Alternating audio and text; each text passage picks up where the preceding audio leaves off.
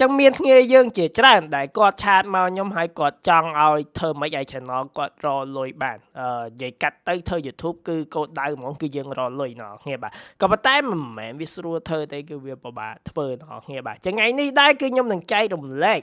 គំនិត3គំនិតដែលខ្ញុំខំធ្វើហើយវាដំណើរការហើយអ្នកគ្នាអាចរលុយបានទាំងអស់គ្នាមិនទៅចាំបាច់បើក monetize ឬក៏ហៅថាបើករលុយលើ YouTube ក៏អ្នកគ្នាអាចរកបានដែរអា3ហ្នឹងនោះវាមិនតម្រូវការឲ្យអ្នកគ្នាមានប្រហែលម៉ោងប្រហែល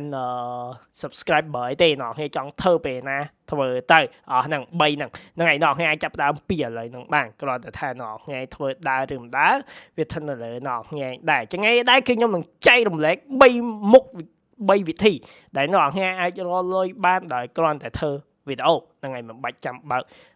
monetize លើ YouTube ហ្នឹងហើយគ្នាយើងព្យាយាមគាត់ឆាតមកខ្ញុំថាធ្វើម៉េចឲ្យបើកលុយបានវាអត់ស្រួលទេវាអត់ស្រួលទេស្រួលគេធ្វើគ្រប់គ្នាហើយអ្នកគ្នាបាទអញ្ចឹងកុំឲ្យខាតពេលវេលាយូរយើងចូលទៅវីដេអូយើងទាំងអស់គ្នាបាទអញ្ចឹងទី1វិធីដែលស្រួលជាងគេហើយនោះគឺជាវិធីគឺសុំ donate ពីគេណោះគ្នាគឺសុំឲ្យគេឧបត្ថម្ភឲ្យអញ្ចឹងបើអ្នកគ្នាធ្វើវីដេអូគឺភាគច្រើនអ្នកគ្នាធ្លាប់ឃើញ streamer អ្នក live game គឺភាគច្រើនគឺគេដាក់ ABA គេ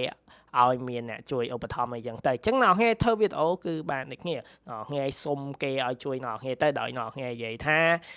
បើអ្នកគ្នាចូលចិត្តវីដេអូខ្ញុំចូលចង់គ្រប់គ្រងខ្ញុំអាចឲ្យជាកម្លាំងទឹកចិត្តdonate ជាឧបត្ថម្ភឲ្យខ្ញុំបានអីចឹងទៅអ្នកគ្នាអាចដាក់កង់អ្នកគ្នាអីចឹងតែហ្នឹងគឺជាវិធីមួយដែលស្រួលជាងគេហើយអត់មានចំណាយអីទេតែហ្នឹងស្ថិតនៅលើ fan អ្នកគ្នាទេអ្នកដែលមើលអ្នកគ្នាទេតែគេចង់ឲ្យអ្នកគ្នាដែរឬអត់អ្នកខ្លះគេចូលចិត្តយើងចឹងទៅគេឲ្យយើងតិចតួចអីចឹងទៅអ្នកខ្លះទៅគេមិនចូលចិត្តយើងគេមិនឲ្យយើងចឹងទៅអញ្ចឹងអាមួយនេះយើងប្រៀបដូចបានថាយើងទៅសុំលុយគេចឹងក៏ប៉ុន្តែវាមិនមែនទៅជាចំសុំលុយទេគឺស្ថិតនៅលើគេទេគេឲ្យយើងឬមិនឲ្យបើគេចូលចិត្តយើងអញ្ចឹងដូចខ្ញុំនិយាយអញ្ចឹងបើគេចូលចិត្តយើងគេអីចឹងទៅយើងសុំគេតិចតួចអញ្ចឹងទៅគេអាចឲ្យអញ្ចឹងទៅជាកម្លាំងជាអាហារសុំបែបជាលក្ខណៈសុំកម្លាំងទឹកចិត្តមិនមែនសុំលុយគេទៅទាលុយគេយើងសុំជាកម្លាំងទឹកចិត្តចឹងទៅអញ្ចឹងឧទាហរណ៍ដូចខ្ញុំឥឡូវនេះអញ្ចឹងចាំបងប្អូនចូលចិត្តវីដេអូខ្ញុំចង់គ្រប់គ្រងខ្ញុំអាចជា donate ឬក៏ឧបត្ថម្ភឲ្យខ្ញុំតិចតួចមកប្រហែលក៏បានដែរអរគុណច្រើនបាទហ្នឹងគឺជាវិធីទី1អញ្ចឹងវិធីទី2ដែលអ្នកនរគ្នាអាចរកលុយបាននៅគ្រាន់តែធ្វើវីដេអូលើ YouTube គឺយករបស់យកមកលក់អ្នកនរគ្នាបាទអញ្ចឹងខ្ញុំឧទាហរណ៍ example ផ្ទាល់ហ្មងនេះគឺជាទូក Luffy ដែលមិនដែលចេះលិចអ្នកនរគ្នាបាទអ្នកនរគ្នាយកទៅតាំងក៏បានយកទៅទុកដាក់ផ្ទះលេងក៏បានទិញឲ្យក្មេងៗក៏បានទិញជាកាដូក៏បានអ្នកនរគ្នាទិញវាទៅគឺដូចថាអញ្ចឹងអាចយកទៅធ្វើអស់ហ្នឹងបានអញ្ចឹងដល់បើអ្នកនរគ្នាចាប់អារម្មណ៍ចង់ទិញវាអាចទិញបាននៅសេនយ៉ា store អ្នកនរគ្នាបាទចឹងអ្នកគ្នាឃើញហើយដូចខ្ញុំនិយាយនេះចឹងគឺហ្នឹងគឺខ្ញុំលក់របស់ខ្ញុំនៅក្នុង Facebook ទេចឹងខ្ញុំអាចទាញអ្នកគ្នាឯងដែលកំពុងតែមើលនេះទិញរបស់ខ្ញុំបានហើយខ្ញុំរកលុយបានដោយការលក់វាអ្នកគ្នាបាទហ្នឹងហើយចឹងអ្នកគ្នាអាចធ្វើវីដេអូលក់របស់អីមួយហ្នឹងហើយមិនថាអ្នកគ្នាឯងទូចឬក៏ធំទេអ្នកគ្នាលក់របស់ដែលគេចង់ទិញគឺគេទិញហើយរបស់ដែលចាប់អារម្មណ៍គេចឹងទៅក៏ប៉ុន្តែមិនមែនរបស់ទាំងអស់គឺវាអាចលក់ចេញដាច់ទេណោះគ្នាបាទខ្ញុំក៏មាន ski មួយទៀតដែរណោះគ្នាបាទខ្ញុំក៏លក់ ski ដែរខ្ញុំធ្លាប់មានបទពិសោធន៍លក់ខ្លះៗដែរអញ្ចឹង ski គឺខ្ញុំឈប់លក់ហើយដោយសារ ski វាអត់សូវដែរអញ្ចឹងខ្ញុំនៅសល់ ski តិចតួចទេណោះគ្នានេះគឺប្រភេទ ski អាថ្លៃអាល្អមិនមែនអាអន់ទេណោះគ្នាបាទ ski skateboard នេះហ្នឹងចាំបើណោះគ្នាចង់ទិញគឺខ្ញុំនៅមានលក់ខ្ញុំនៅលក់អញ្ចឹងណោះគ្នាបាទតោះហើយខ្ញុំអត់សូវសបស្សាយខ្ញុំអត់សូវមានពេលធ្វើតែបើណោះគ្នាចង់ទិញគឺឥឡូវនេះគឺមាន discountធំណោះគ្នានិយាយកាត់ខ្ញុំលក់លៀងឃ្លាំងមកចេះបើខ្ញុំលក់រៀងថោកណោះគ្នាបាទចាំបើណោះគ្នាចង់ទិញរបស់ហ្នឹងហ្នឹងឯងដូចជាទូកនេះអីហ្នឹងគឺអាចទិញបាននៅសេនយ៉ា store ណោះគ្នាបាទនៅក្នុង Facebook ណោះគ្នាបាទអញ្ចឹងបើអ្នកនរគ្នាអត់មានរបស់លក់ទេអ្នកនរគ្នាមិនមែនជាអ្នករកស៊ីទេតែអ្នកនរគ្នាឯងអាចរកស៊ីប្រភេទចឹងបានបែបទៀតអត់គឺបានគឺលក់ជំនាញអ្នកនរគ្នាបាទអ្នកនរគ្នាអត់មានរបស់លក់គឺអ្នកនរគ្នាអាចលក់ជំនាញអញ្ចឹងជំនាញអ្នកនរគ្នាខាងអីគេឧទាហរណ៍អ្នកនរគ្នាខាង edit video អញ្ចឹងទៅអ្នកនរគ្នាអាចលក់ជាមេរៀនលក់ជាអីដើម្បីបរៀនគេធ្វើ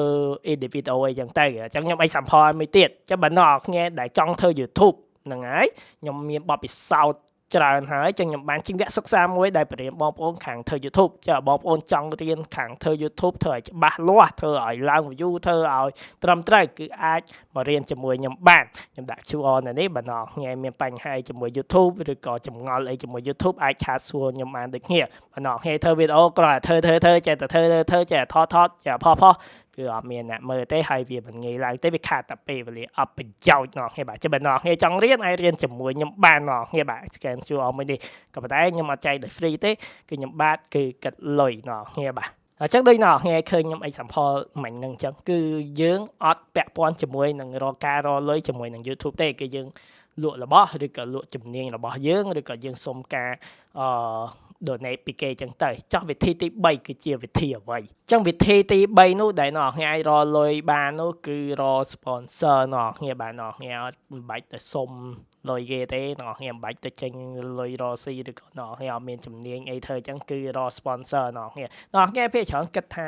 អូខ្ញុំទូចាស់ខ្ញុំអត់មាន subscriber អីហ្នឹងទេគឺខ្ញុំអត់មាន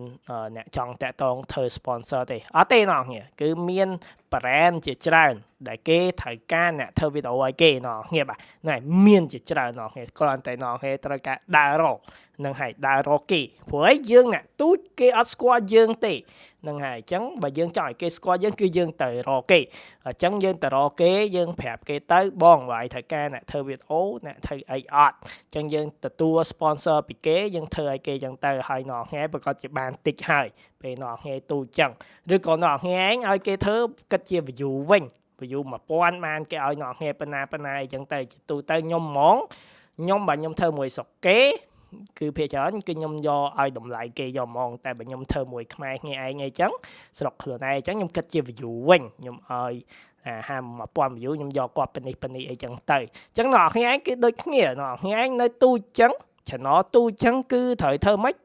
ត្រូវណែនាំខ្លួនឯងឲ្យគេស្គាល់ចឹងមកគេអាច sponsor យើងបានហើយបើពេលគេ sponsor នោះថ្ងៃឯងកុំទាគេច្រើនពេកនោះគ្នាបាទធ្វើម៉េចឲ្យតែមានគេហៅថាបែបជាតំណាក់តំណងជាមួយគេមកយើងស្រួលជាមួយគេថ្ងៃក្រោយគេហៅយើងមកទៀតហើយយើងបានស្គាល់គេអ្នកផ្សេងតទៀតចឹង sponsor មិនចាំបាច់អ្នកគ្នាឯងដល់មាន subscriber ច្រើន follow ច្រើនអីនោះទេគឺអ្នកគ្នាចង់ធ្វើពេលណាធ្វើទៅតើថាពេលអ្នកគ្នាតាក់តងទៅគេនិយាយមួយគេស្រួលបួលនិយាយតម្លៃឬក៏ប្រភេទវីដេអូអ្នកគ្នាឯងអីមួយគេចឹងទៅគឺនិយាយថាម៉េចទៅរកគេដោយហាំបរគេតិចទៅអ្នកគ្នាបាទហ្នឹងបើអ្នកគ្នាថាការលុយខ្លាំងហ្នឹងណាអញ្ចឹង3មុខហ្នឹងគឺអ្នកគ្នាអាចរកលុយបានតែដោយវិធីហ្នឹងហើយពេលអ្នកគ្នាធ្វើ YouTube មិនដំបូងគឺកុំខ្វល់ពីរឿងលុយច្រើនពេកអ្នកគ្នាបាទហ្នឹងហើយពេលអ្នកគ្នាធ្វើបើអ្នកគ្នាក៏ដៃអ្នកគ្នាគាត់តែបើករកលុយអ្នកគ្នាភ្លេចពីការធ្វើវីដេអូបាត់ហើយដោយសារអ្នកគ្នាឃើញថាការធ្វើវីដេអូបានលុយចឹងធ្វើដែរមកខាពេកក៏ប៉ុន្តែ YouTube វាអត់ស្រួលវាអត់ងាយបើកលុយបានទេបងប្អូនទៅធ្វើនៅ TikTok នៅ Facebook កាន់តែតឹងខាងរកលុយទៀត YouTube គឺស្រួលបំផុតអ្នកគ្នាបាទអ្នកគ្នាចង់បើក monetize គឺអត់មានញ៉ៃដាក់អីណាញ៉ៃទេអ្នកគ្នាបាទហ្នឹងហើយអញ្ចឹងបើពេលអ្នកគ្នាធ្វើ YouTube ចំណាយពេលលើវាខ្លះទៅអ្នកគ្នាបាទហ្នឹងហើយហើយយកចិត្តទុកដាក់មួយវាធ្វើឲ្យវាបានត្រឹមត្រូវវាគង់តែបានបើករកលុយបានទេដូចខ្ញុំផុស channel នេះនឹងអញ្ចឹងគឺខ្ញុំអត់បានបើករកលុយទេក៏ប៉ុន្តែខ្ញុំអត់ខ្វល់ទេដោយសារតែខ្ញុំមានវិធីខ្ញុំរកលុយផ្សេងទៀតណោះគ្នាបាទចឹងណោះគ្នាអាចយកធ្វើជាបទពិសោធន៍ខ្ញុំហ្នឹងខ្ញុំផ្ទាល់ហ្នឹងដែលខ្ញុំបាននិយាយណោះគ្នា example ហ្នឹងណោះគ្នាអាចយកទៅធ្វើបានដូចគ្នាណោះគ្នាបាទយ៉ាចឹងឯងមានប៉ុណ្្នឹងទេបើណោះគ្នាមានចម្ងល់អ្វីពាក់ព័ន្ធជាមួយនឹង YouTube ឬក៏បញ្ហាអីដែលចង់ដឹងពី YouTube អាចសួរខ្ញុំបានឬក៏ចង់រៀនវគ្គសិក្សារបស់ខ្ញុំគឺអាចឆាតមកខ្ញុំបានដូចគ្នាណោះគ្នាបាទចឹងឯងមានប៉ុណ្្នឹងទេបាទបាយបាយណោះគ្នាបាទ